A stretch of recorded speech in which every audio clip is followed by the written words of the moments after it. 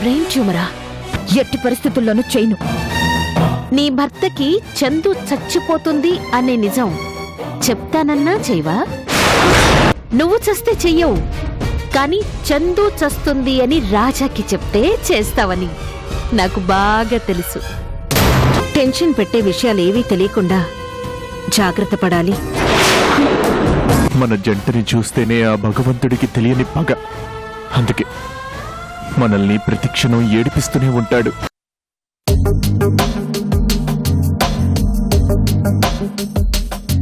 రేపు ఉదయం 10 గంటలకల్లా టెండర్ సబ్మిట్ చేయాలి రాజా, గుర్తుంది కదా? గుర్తు లేకపోవడం ఏంటి మూర్తి గారు? ఇది నాకు చాలా ప్రెస్టీజియస్ ప్రాజెక్ట్. అంతేకాదు, ఇది గెలిస్తే నేను మళ్ళీ నెంబర్ 1 పొజిషన్లోకి వస్తాను అని నాకు బాగా తెలుసు.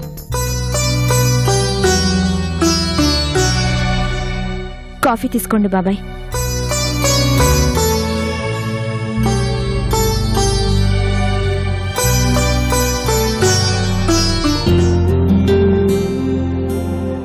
రాజా, ఆ భార్గవకి మాత్రం ఈ ప్రాజెక్ట్ దక్కడానికి వీల్లేదు. నిన్ను ఓడించాలని చాలా దారులు వెతుకుతూ ఉంటుంది. ఏంటి బాబాయ్, ఏమైంది? మన కాంట్రాక్టర్స్ అందరూ ఒక ప్రాజెక్ట్ రాజీకి ఇవ్వాలని చెప్పారమ్మా. కానీ ఆ భార్గవ మాత్రం కావాలని అడ్డు తగిలి టెండర్స్ వెయ్యాల్సిందేనని పోటీకి వచ్చింది.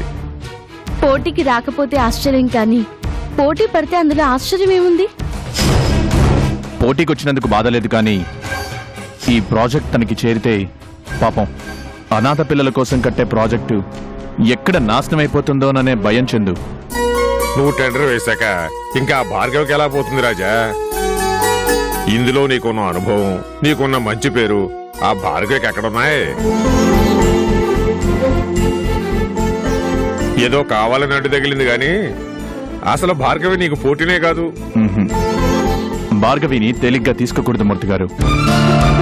తనకి మామూలు తెలివితేటలు లేకపోయినా అతి తెలివితేటలు చాలా ఉన్నాయి. అవకాశం దొరికింది అంటే మనల్ని ఓడించడానికి ఎలాంటి పనులైనా చేస్తుంది. ఈసారి మాత్రం భార్గవికి ఏ చిన్న అవకాశం ఇవ్వకుండా నేనే టెండర్ రెడీ చేస్తాను. మీరు మరీ ఎక్కువగా ఆలోచించి ఆరోగ్యం పాడు చేసుకోకండి. నువ్వైనా చెప్పమృత, ఆయన ఇంకా పూర్తిగా కోలుకోనే లేదు. ఇప్పుడు ఈ టెండర్స్ అని బిజినెస్లని ఎలా టెన్షన్ పడుతున్నారు చూడు. అవునండి, మీరింకా పూర్తిగా కోలుకోనే లేదు. ఇప్పుడు ఇవన్నీ పెట్టుకుంటే ఎలా చెప్పండి? అయితే ఏం చేయాలి? అన్నీ వదిలేసి హాయిగా రెస్ట్ తీసుకోమంటారా? భలే వాళ్లే. అది కాదండి. ఓ పని చేసేందు, నువ్వు అమృత కలిసి టెండర్ వేయండి. అలాగే మీ మాట ప్రకారం నేను ఇంట్లో కూర్చొని రెస్ట్ తీసుకుంటాను. మేమా? బిజినెస్ గురించి నీకు బాగా తెలుసు కదా. ఈసారి నువ్వు టెండర్ వేయి. అమృతకు కూడా మెల్లగా అన్ని నేర్పించు. ఏమమృత, ఏమంటావు? నాకు అవన్నీ ఏం తెలుస్తాయండి? నాకు తెలిసింది ఏ జబ్బుకి ఏ మందు వాడాలి అని. అలాంటివైతే చూసుకోగలను గాని ఇలాంటి బిజినెస్ గురించి నాకు తెలియదు.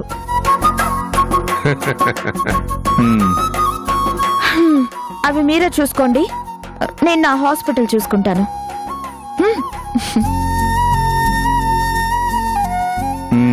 ఇంకెందుకు ఆలస్యం, నువ్వు కూడా బయలుదేరు.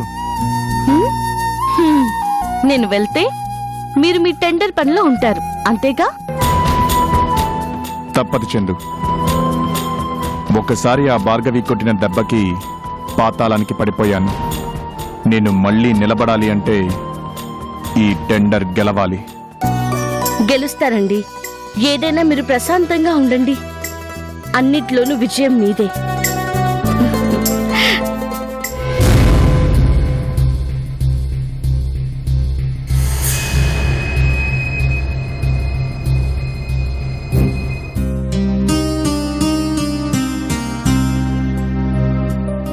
టెస్ట్లేం అవసరం లేదు. ముందు మందులు వాడండి, ఆ తర్వాత పరిస్థితి చూసి చెప్తాను. అలాగేనమ్మా, ఉంటానమ్మా. నెక్స్ట్.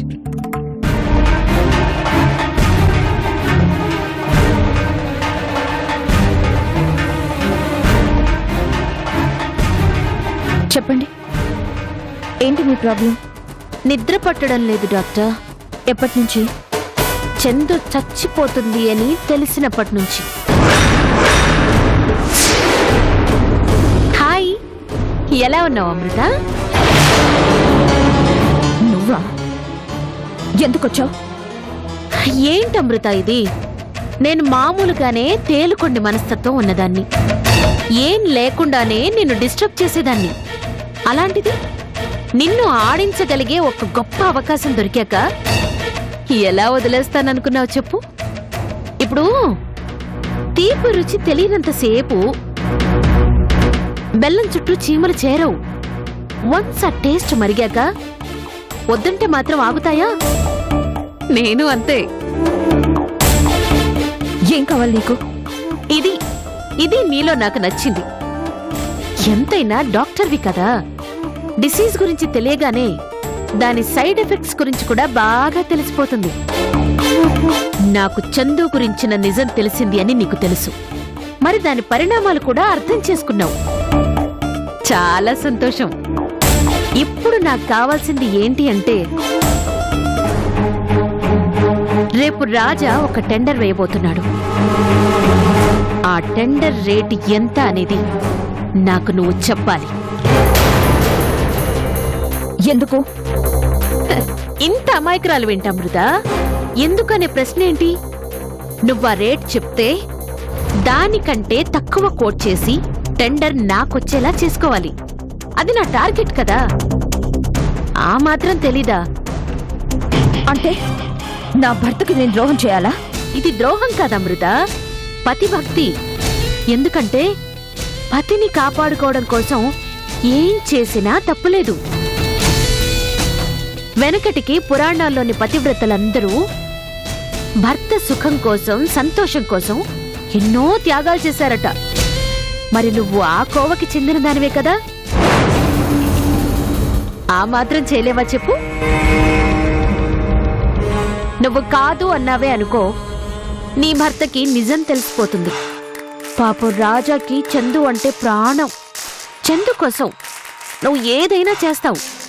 మరి చందుకి నువ్విస్తున్న ట్రీట్మెంట్ గురించి, తనున్న పరిస్థితి గురించి రాజాకి చెప్పాలి అని భార్గవి, నేను అనుకోవడం లేదు.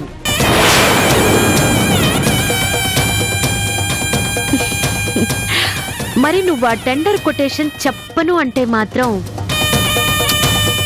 నేను పాపం చేయాల్సి వస్తుంది.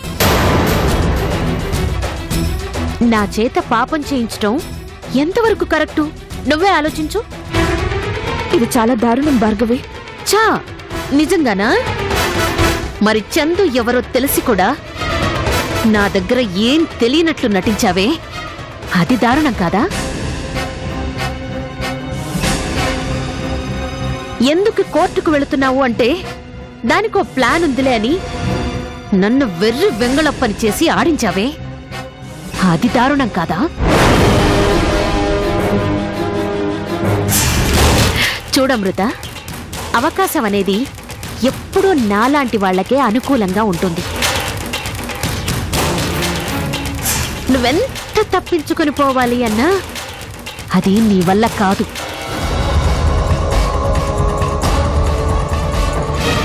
మీ ఆయనకి టెండర్ కింగ్ అనే పేరుంది. ఆయన గారు టెండర్కి పోటీ వస్తున్నారు అంటే పోటీ నుంచి పారిపోయేవాళ్లు చాలా మంది ఉన్నారు.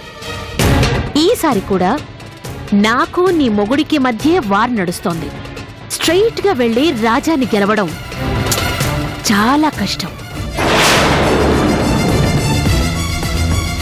అందుకే ఈ దారి. మూడో కంటికి తెలియకుండా ఆ టెండర్ గురించి చెప్పావా సరి, లేదంటే నాకు నిజాలు దాచుకోవడం అస్సలు తెలీదు సుమీ.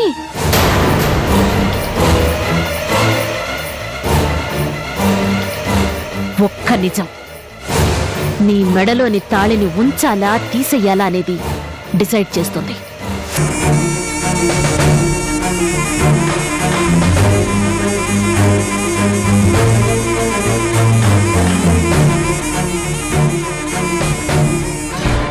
నీకు నీ భర్త ప్రాణాలు కావాలో లేక నీ భర్త వేసే ఆ టెండర్ కావాలో డిసైడ్ చేసుకో.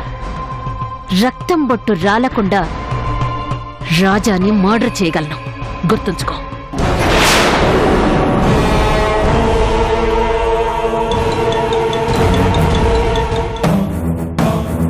చందుని ఎలాగో కాపాడుకోలేవు, కనీసం నీ తాళ్ళనైనా కాపాడుకో.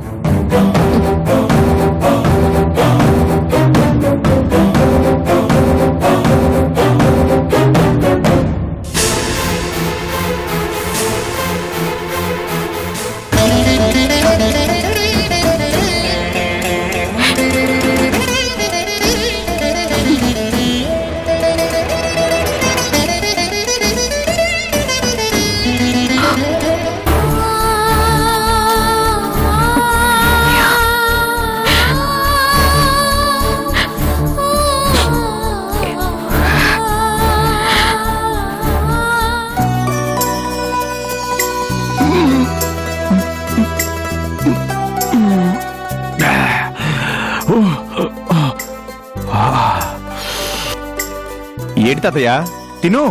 పెట్టింది ఇంకా అలానే ఉంది. కళ్ళల్లో నీళ్లు తిరుగుతున్నారా? అంత బాగుందా తాతయ్య నా వంట? నీకు అలా అర్థమైందా? అవును, చాలా బాగుందిరా. నా కన్నీళ్లు చూస్తుంటేనే అర్థమవుతుంది కదరా. అబ్బో, నీ మమకారాన్ని మరీ ఇంతలా చూపిస్తాం అనుకోలేదురా. కళ్ళల్లో నీళ్లు గారిపోతున్నాయి అనుకో. ఆ? ఈ మాత్రం దానికి ఆనంద బాష్పాలు కార్చాలా తాతయ్య? ఏంటో నీ అభిమానం. పండుగడు కూడా ఇంతే. నేను వంట చేశాను అంటే చాలు ఎగబడి మరీ తినేవాడు.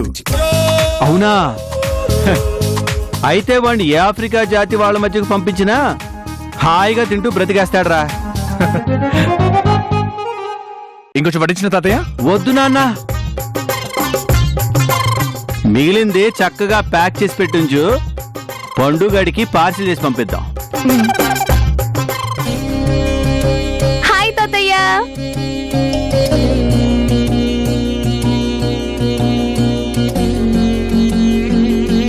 ఏం చేస్తున్నారు? నేను లేకుండా చూసి తాత మనవాళ్ళు చక్కగా వండుకొని తింటున్నారా? అయ్యో, నువ్వు లేకుండానా? మీ అన్న చేతి వంట నువ్వు తప్పకుండా తినాలమ్మా. ఎందుకంటే రేపు నువ్వు పెళ్లి చేసుకుని ఓ ఇంటికి కోడలుగా వెళ్లాల్సిందనివి కదా. నువ్వు మీ అన్నని చూసి చాలా నేర్చుకోవాలి. దా. అవునా? అంత బాగా చేశాడా అన్నయ్య? ఎంత బాగా చేశాడో తింటే నీకే తెలుస్తుంది. చూస్తామంటరా? మీ చెల్లికి వడ్డించు నీ చేతులతో. వంకాయ కర్రీ. చూడ్డానికి ఐటమ్స్ అన్ని అదిరిపోయాయి. అవునా? తిన్నాక ఇంకా అదిరిపోతులే. తిను తిను.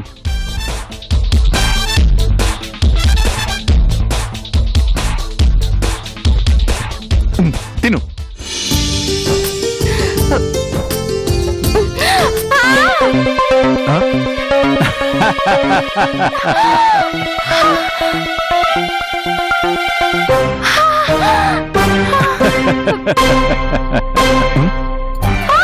ఏమా అదిరిందా? అదిరిందా? అదే మంచి నీళ్ళు. ఇగో.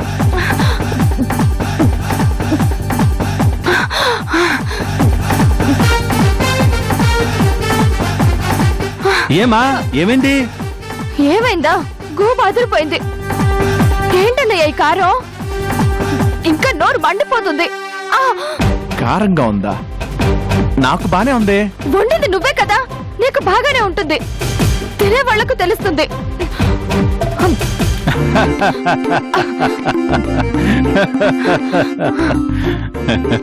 తాతయ్య, ఇందుకోసమేనా ఇందాక ఆనంద బాష్పాలు కార్చింది? కారంగా ఉందని ఒక్క మాట చెప్పొచ్చు కదా. పాపం నా కోసం ఇన్ని కష్టపడి ఉండేవు కదరా, ఎలా చెప్పను? అన్నయ్య, దయచేసి ఇంకెప్పుడు ఇలాంటి ప్రయోగాలు చెయ్యకు. పొరపాటున వస్తువు మీద చేసావనుకో, వెంటనే అమెరికా పారిపోతుంది. ముందే చెప్తున్నాను. నా వంటంటే మీ ఇద్దరికి అంత తగతాలైపోయింది కదా. చూడండి, సరిగ్గా 6 నెలల్లో నేను సూపర్ గా వంట చేస్తాను అని మీ అందరి చేత ఒప్పిస్తాను. ఎలా ఒప్పిస్తావు? హోటల్ నుంచి తెప్పించి నువ్వు వండావని బిల్డప్ ఇస్తావా? అదేం కాదు, మా అమ్మ దగ్గర నేర్చుకుంటాను. మా అమ్మని మరిపించేలా వంట చేస్తాను.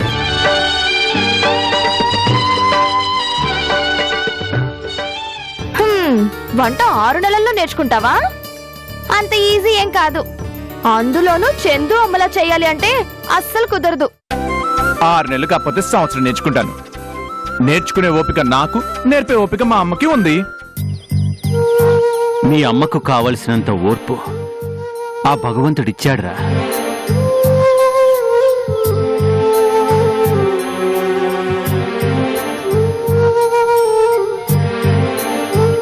కానీ ఆ, కానీ ఏంటి తాతయ్య? మీ అమ్మకంత టైం ఉండాలి కదరా. తనకున్నదే చాలా కొద్ది టైం. ఆ టైంలో ఎన్నెన్ని నేర్పుతుంది? నువ్వు ఎంతైనా నేర్చుకుంటావురా. అదేంటి తాతయ్య, తక్కువ టైం ఏంటి? అదేరా, మీ అమ్మకు ఒకవైపు హాస్పిటల్, మరోవైపు మీ డాడీ కంపెనీ వ్యవహారాలు, ఇంకోవైపు నీ పెళ్లి. ఇక నీకు వంట నేర్పే టైం ఏది? మా అమ్మ నేను అడిగితే ఎంత టైం అయినా సరే నా కోసం స్పెండ్ చేస్తుంది. ఏమను? కరెక్ట్ అన్నయ్య. సరే, అన్నం కారంగా ఉంది కదా, రా ఐస్ క్రీమ్ తినొద్దాం.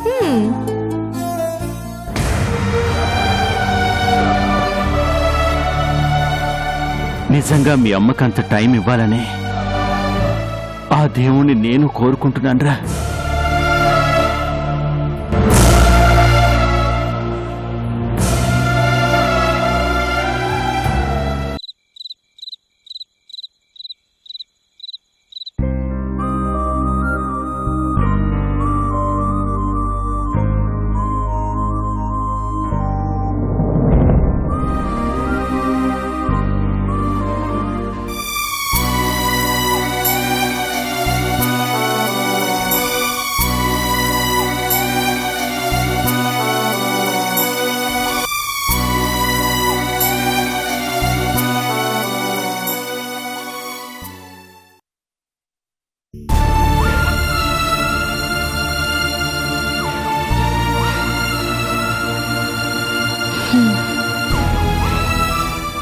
ఏంటండి, ఏం చేస్తున్నారు? ఇదిగో టెండర్ రెడీ చేస్తున్నాను. ఇప్పుడు టైం ఎంతేందో తెలుసా? భోజనం కూడా చేయకుండా దాని మీదే కూర్చుంటే ఎలా? వస్తున్నాను చందు, ఇది చాలా ఇంపార్టెంట్. కంప్లీట్ చేసి వస్తానుగా. అక్కడికి మీరేదో ఫస్ట్ టైం టెండర్ వేస్తున్నట్టు ఫీల్ అవుతున్నారేంటి? ఎన్నిసార్లు మీరు టెండర్ వేయలేదు? ఎన్నిసార్లు గెలుపు సాధించలేదు? గెలుపు మనిషికి ఎంత ఆనందాన్ని ఇస్తుందో అంత బాధ్యతని, భయాన్ని కూడా తోడుగా ఇస్తుంది చందు. వెనకబడిన వాడు ఓడిపోయినా పెద్దగా ఎవరూ పట్టించుకోరు. కానీ ముందున్నవాడు ఒక్క అడుగు వెనక్కి వేసినా చాలా దారుణంగా చూస్తారు. మీరెప్పుడూ ముందే ఉంటారు. నెంబర్ 1 పొజిషన్ మీదేనండి. ఆ స్థానం నిలబెట్టుకోవాలనే నా తాపత్రయం అంతా. ఏ చిన్న పొరపాటు జరిగినా కింద పడిపోవటం ఖాయం. పైగా నాతో పోటీ పడుతుంది ఎవరో తెలుసా? భార్గవి. భార్గవి అయితే భయపడాలా? ఎన్నిసార్లు ఓడించలేదు మీరు? ప్రతిసారి ఓడించటం వేరు, ఈసారి ఓడించటం వేరు చందు. ఎందుకంటే నేను గెలవాలని మొత్తం బిల్డర్స్ అసోసియేషన్ కోరుకుంటుంది. నా మీద ప్రేమతో, గౌరవంతో ఎవరూ టెండర్స్కి పోటీగా కూడా రావడం లేదు. కానీ భార్గవి వస్తుంది. తను గెలవడం కోసం కాదు, నన్ను ఓడించడం కోసం చాలా ట్రై చేస్తోంది. ఇప్పటి వరకు నేను గెలిచింది వేరు, ఇప్పుడు నేను వేయబోయే ఈ టెండర్ వేరు. అనాథ పిల్లల కోసం కట్టే ప్రాజెక్ట్. భార్గవి లాంటి వాళ్ళ చేతుల్లో పడితే ప్రాజెక్ట్ సర్వనాశనమైపోతుంది. మీరు చాలా డీప్ గా ఆలోచిస్తున్నారు. ఆ భార్గవి మీద మీరు విజయం సాధించడం అనేది చాలా ఈజీ. దేవుడు మీకు ఎన్ని పరీక్షలు పెట్టినా వాటిని ఎదుర్కొనే శక్తి మీకిచ్చాడు. అలాంటిది ఆ భార్గవిని ఓడించడానికి మీరింతలా ఆలోచించాలా? భలేవారండి. రండి భోజనం చేద్దాం.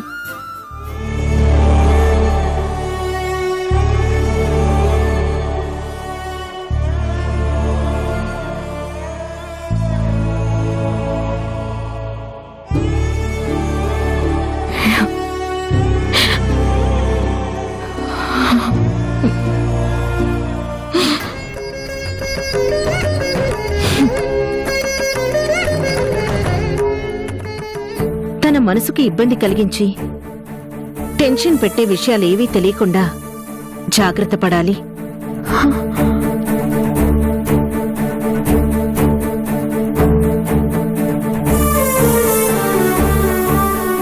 చందు ఆరోగ్య పరిస్థితి గురించి రాజాకి పొరపాటును కూడా తెలియనివ్వకండి.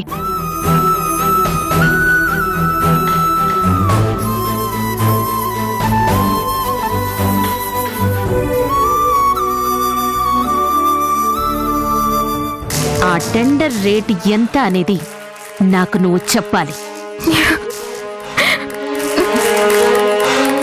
చందుకి నువ్విస్తున్న ట్రీట్మెంట్ గురించి, తనున్న పరిస్థితి గురించి రాజాకి చెప్పాలి అని.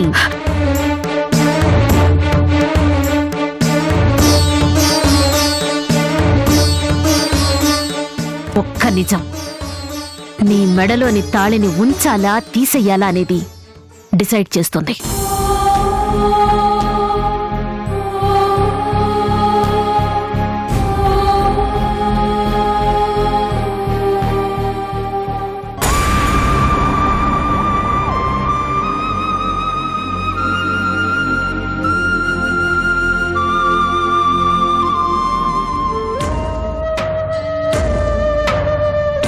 అమృత, భోజనానికి రా. నేను తర్వాత తింటానులే, మీరు కానివ్వండి. మళ్ళీ సెపరేట్ గా ఎందుకు అమృత? అందరం కలిసి తిన్నాను రా.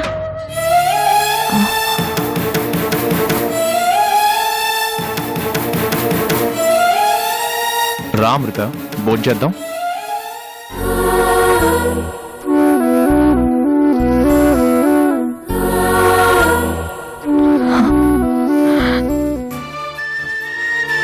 మీరు పదండి, తను వస్తుంది.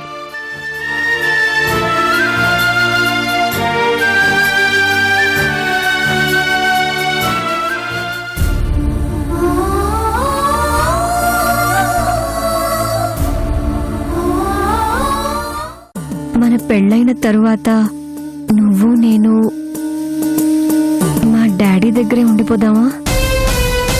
ఆ భార్గవిని ఓడించడానికి ఆయుధం తయారు చేసి తీసుకుని వెళ్తున్నాను.